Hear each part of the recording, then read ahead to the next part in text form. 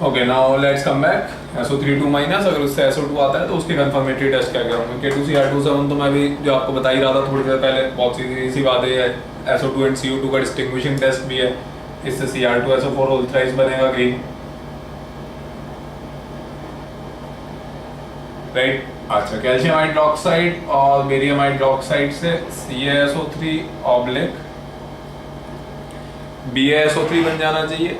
अच्छा, CaSO3 या BaSO3 में से कोई भी अगर बनता है तो आप either of these oxidising agent ले रहा हूं मैं, आप O2 स्ट्रेट डाल दीजिए इसके अंदर, ब्रोमीन वाटर डाल दीजिए, Br2H2O, आप कॉन्सेंट्रेटेड HNO3 डाल सकते हैं, all else you can put H2O2 hydrogen peroxide. जो भी ऑक्सीडाइजिंग एजेंट्स आपके पास अवेलेबल है उनमें से कोई भी एक ऑक्सीडाइजिंग एजेंट डाल दीजिए। This is also an oxidising agent. ये Br2 वाटर रिएक्ट करके HBr मतलब HBRO बना देता है basically, and this HBRO gives us the nascent oxygen further, so it's an oxidising agent. अच्छा, जैसे ही मैं ऑक्सीडाइजिंग एजेंट्स डालूंगा, ये वाला यहाँ पे ऑफ कोर्स ये वाइट PPT आता है, लेकिन ये आगे अगर वाटर में डाल देता हूँ मैं तो ये सॉल्युबल हो जाता है। बट इनसे जो कंक्लूजन आएगा that will be calcium sulphate oblique barium sulphate which will be a stable white PPT। Stable white PPT मतलब अभी आगे सॉल्युबल नहीं होने वाला है, right. So it will be a stable white precipitate. Okay, ये याद कर रहा हूँ मैं। वेरी सिमिलरली अगर आप देखेंगे KMnO4 तो KMnO4 से वही MnSO4 पर्पल कलर सॉल्यूशन आ जाएगा, ऑक्सीडाइजिंग एजेंट है बेसिकली। Mn+2 से एक मिनट, हाँ Mn+7 से Mn+2 में चला गया, Mn+7 में Mn+2 में चला गया, और SO मतलब सल्फर को +4 से +6 में ऑक्सीडाइज कर दिया, purple colour issue. It is again an oxidising agent. IO3 minus की रिएक्शन हो रही है बेसिकली। अच्छा सॉरी, इसके अंदर मैं वो मार्क करना भूल गया कि कौन वेपर से वो राइट क्रॉस और एस्टेरिक, मैं वो मार्क कर देता हूँ स्टार्टिंग से ही। इसके ऊपर राइट रहेगा, इसके ऊपर भी राइट रहेगा MnO4 वाले पार्ट के ऊपर। देन इसके ऊपर एक्चुअली क्रॉस रहेगा क्योंकि ये SO3 2 माइनस से रिएक्ट करेगा, तब ये कैल्शियम सल्फाइड ज़्यादा इजीली बना पाएगा। देन KiO3 ऑब्लिक स्टार्च के ऊपर भी राइट रहेगा, SO2 के साथ भी रिएक्ट करवाने वाला हूँ मैं। AgNO3 अमोनिया के ऊपर क्रॉस रहेगा, then over here cross, then cross, then cross and then cross, और यहाँ पे दो जगह पे एस्टेरिक्स रहेंगे। लास्ट के दो डिस्टिंग्विशिंग टेस्ट हैं। एनीवेज, IO3 माइनस की अब आप रिएक्शन करवाएंगे अगर SO2 से, I2 लिबरेट हो जाएगा फिर से। सब ऑक्सीडाइजिंग एजेंट्स हैं, सीधे सीधे देखो खुद रिड्यूस हो गया होगा। IO3 माइनस +5 सीधे सीधे 0 में आ गया, इलेक्ट्रॉन्स एक्सेप्ट करके इसको सल्फेट आयन में कन्वर्ट कर देगा, और ये वाला सेगमेंट है स्टार्च के साथ फर्दर रिएक्ट करके ISC starch iodide complex form कर देगा, राइट। ओके, अच्छा SO2 की वजह से जो एफरवेसेंस होती है उसके अंदर बर्निंग सल्फर की सफोकेटिंग स्मेल होती है, बहुत ज़्यादा टाइम तक आप उसको रिटेन नहीं कर सकते। That is another property of sulphur dioxide. अच्छा, ISC कॉम्प्लेक्स ब्लू होते हैं सारे के सारे, starch iodide complex will be blue colour. अच्छा, ये प्रीवियस पार्ट रब कर रहा हूँ जरा मैं।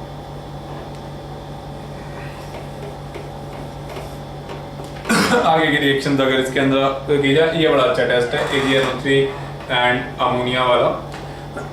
इसके अंदर वैसे देखिए अमोनिया तो भी थोड़ी एक स्टेज के बाद में आएगा, ये मैं बताता हूँ। AgNO3 प्लस अमोनिया में बड़ी इंटरेस्टिंग सिचुएशन होती है।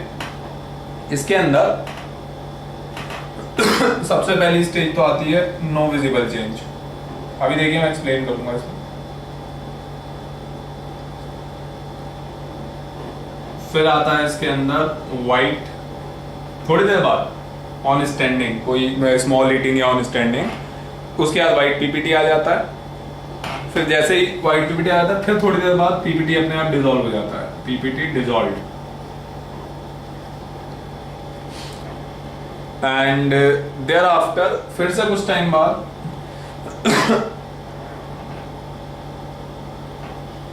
अगर ये PPT डिसॉल्व वाला सॉल्यूशन है, इसको आप बॉईल करेंगे तो यहाँ पे ग्रे PPT आ जाता है।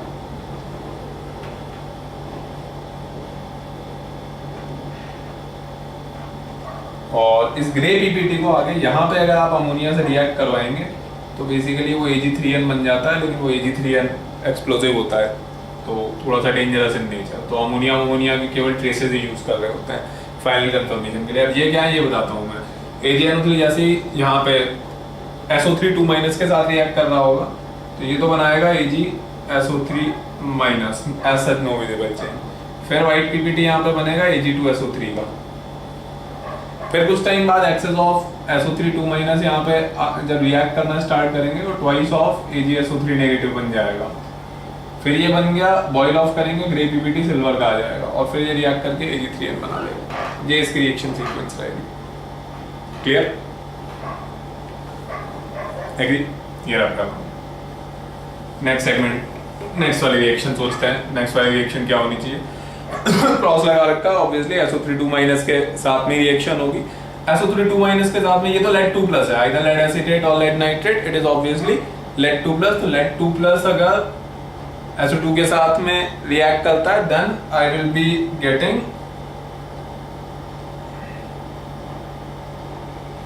PbSO3 का सबसे पहले तो पीपीटी बनेगा, वाइट पीपीटी होगा इसका। PbSO3 का जैसे ही वाइट पीपीटी होगा, इन दैट केस अब यहाँ पे इसके बाद और दो सेगमेंट हो सकते हैं। एयर के साथ में इसको हम बॉइल कर लें, एक तो ये हो सकता है, and another thing it can be dilute HNO3 के अंदर इसको डिसॉल्व कर दिया जाए। तो अगर एयर के साथ में मैं बॉइल ऑफ करूंगा इसको, in that case lead sulphate में कन्वर्ट हो जाएगा, पीपीटी आ जाएगा, वाइट स्टेबल वाइट पीपीटी, क्योंकि एयर एक ऑक्सीडाइजिंग एजेंट की तरह बिहेव करने वाला है। और अगर डाइल्यूट HNO3 में मैं डाल दूंगा तो lead nitrate soluble, nitrate salt तो सारे के सारे सॉल्युबल सॉल्ट होते हैं, सॉल्युबल पार्ट आ जाएगा यहाँ। जिंक ऑब्लिक H2SO4 आपको पता ही है, तो नेसेंट हाइड्रोजन क्रिएट करने वाला है, ZNA zinc sulphate plus nascent H, और जो नेसेंट H होगा वो सामने वाले को रिड्यूस करने वाला है। सामने वाले को रिड्यूस करेगा, वो सिंपल है कि H2S रॉटन एक्स की स्मेल आ जाएगी यहाँ पे। बहुत high strength of reducing agent होते हैं ना जिंक ऑब्लिक H, सीधे नेसेंट हाइड्रोजन देते हैं, तो वो सल्फर +4 से सीधे लास्ट -2 के अंदर भेज दिया उसने। अच्छा, इसके बाद में H2O के साथ में रिएक्ट करेंगे, तो ये तो काफी सिंपल सा है। H2O के साथ में ये रब कर रहा हूँ, प्रीवियस पार्ट रब कर रहा हूँ।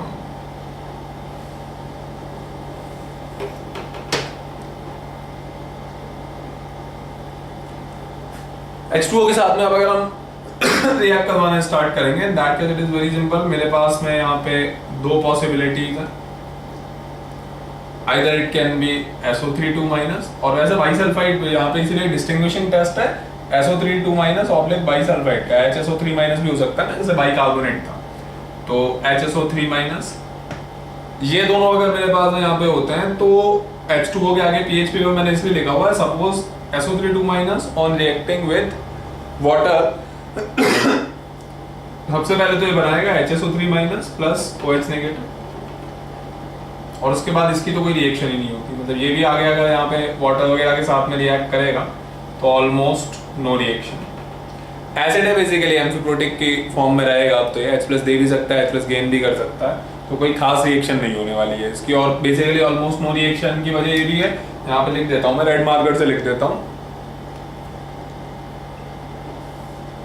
अगर आप देखेंगे K1 and K2 of H2SO3 both are greater than KW, तो बेसिकली क्योंकि अगर ये रिएक्ट करेगा तो फिर अगर वाटर से मान लो कि सपोज जैसे एक H+ एक्सेप्ट हुआ, दूसरा H+ अगर और एक्सेप्ट होता है तो H2SO3 देगा, या फिर SO3 2 माइनस और H2O देगा। K1 K2 दोनों ही KW से ज्यादा होते हैं, तो अब तो ये एम्फीप्रोटिक सॉल्ट की तरह बिहेव करेगा, तो इसके आगे इसकी कोई रिएक्शन नहीं होगी, वही के इक्विलिब्रियम के जो डिफरेंस है उसी के ऊपर बेस्ड है, राइट? ओके। और यहाँ पे तो फिर नो रिएक्शन होगी, तो बस अब क्लियरली दिखाई दे जाएगा, अगर SO3 2 माइनस होगा तो रिएक्शन हो जाएगी, सॉल्यूशन बेसिक होगा। पीएच पेपर टेस्ट इसीलिए है कि आप पीएच देख लीजिए, सॉल्यूशन का अगर OH नेगेटिव जनरेट होगा सॉल्यूशन का पीएच बढ़ेगा, अगर सॉल्यूशन का पीएच बढ़ रहा है तो इसका मतलब SO3 2 माइनस है, अगर सॉल्यूशन का पीएच चेंज नहीं हो रहा है H2O के अंदर डालने पे तो HSO3 minus present. Clear? Okay, ये रखा था। इसके बाद H2O2 एंड लिटमस टेस्ट, तो H2O2 एंड लिटमस टेस्ट में कुछ इस तरह की सिचुएशन होगी कि पहले H2O2 देख लेते हैं। H2O2 की सपोज अगर SO3 2- के साथ में रिएक्शन होती है और या फिर HSO3- के साथ में रिएक्शन होती है। अगर SO3 2- के साथ में इसकी रिएक्शन होती है तो सल्फेट आयन और H2O बनाएगा, ऑक्सीडाइजिंग एजेंट है H2O2। बट ऑब्वियस है इसमें भी ये सल्फेट आयन और H2O2 बनाएगा, बट इसके साथ में यहाँ पे ये H+ और प्रेजेंट होगा। इसी वजह से यहाँ पे बोला हुआ है आप लिटमस टेस्ट कर लीजिए, क्योंकि वो एसिडिक सॉल्यूशन आपको उस केस में मिलेगा यहाँ पे जब HSO3- प्रेजेंट है। अगर HSO3- प्रेजेंट है तो एसिडिक सॉल्यूशन मिलेगा। एसिडिक सॉल्यूशन अगर मिलेगा लिटमस टेस्ट करेंगे, litmus turns blue to red. अगर ऐसा हो रहा है तो HSO3-, अगर ऐसा नहीं हो रहा है लिटमस रिस्पॉन्ड नहीं कर रहा है तो SO3 2- प्रेजेंट है। सारी लॉजिकल रिएक्शन है, तो कोई ऐसा याद करने वाली चीज नहीं है। नेक्स्ट सेगमेंट में मूव करते हैं। Next is sulphide ion S2-।